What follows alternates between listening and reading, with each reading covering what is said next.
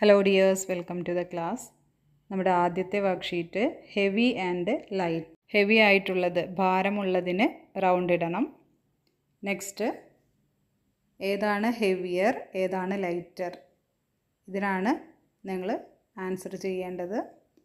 Next കാണിച്ചിരിക്കുന്നത് heavy animal ഏതാണെന്നുണ്ടെങ്കിൽ അതിന് circle ഇടാം. ഓക്കെ, അടുത്ത വർക്ക്ഷീറ്റ് ടോൾ ആൻഡ് ഷോർട്ടാണ്.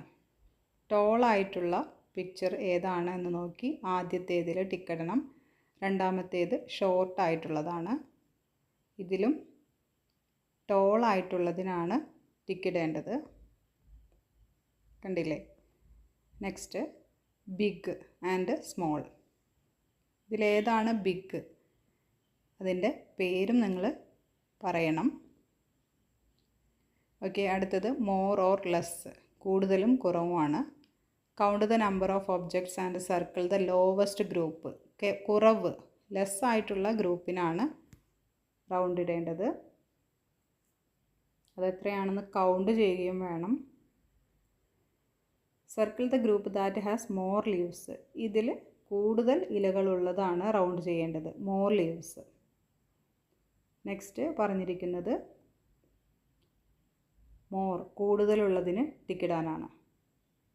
ഓക്കെ, അടുത്ത വർക്ക്ഷീറ്റ് എന്ന് പറയുന്നത് മോർ, കൂടുതൽ ഉള്ളതിന് തന്നെയാണ് ടിക്കിടേണ്ടത്.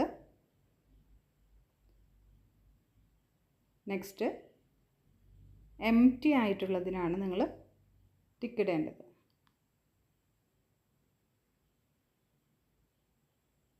അടുത്തത് തിക്ക് ആൻഡ് തിൻ എന്നുള്ളതിൽ tick the object which is thick, തിക്കായിട്ടുള്ളത്, കനം കൂടിയത് അല്ലേ. അടുത്തത് തിക്കായിട്ടുള്ളത് തന്നെയാണ് സെലക്ട് ചെയ്ത് ടിക്കിടേണ്ടത്. ഓക്കെ, നെക്സ്റ്റ് തിന്നായിട്ടുള്ളത് ഏതാണെന്ന് കണ്ടുപിടിച്ച് അതിന് വേണം ടിക്കിടാനായിട്ട്. അടുത്തത് ലോങ്ങർ പിക്ചറിനാണ് സർക്കിൾ ചെയ്യേണ്ടത്.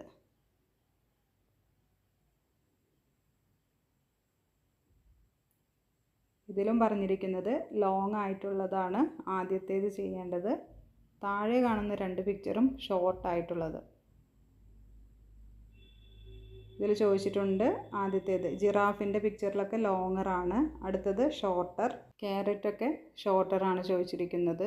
അടുത്തത് ലോങ്ങർ ഏതാണ്, ബനാന ലോങ്ങർ ഏതാണ്, അതുപോലെ എയ്റോപ്ലെയിൻ ഷോർട്ടർ ഏതാണ്. Okay dears, complete your worksheets and study well. See you in next class. Thank you.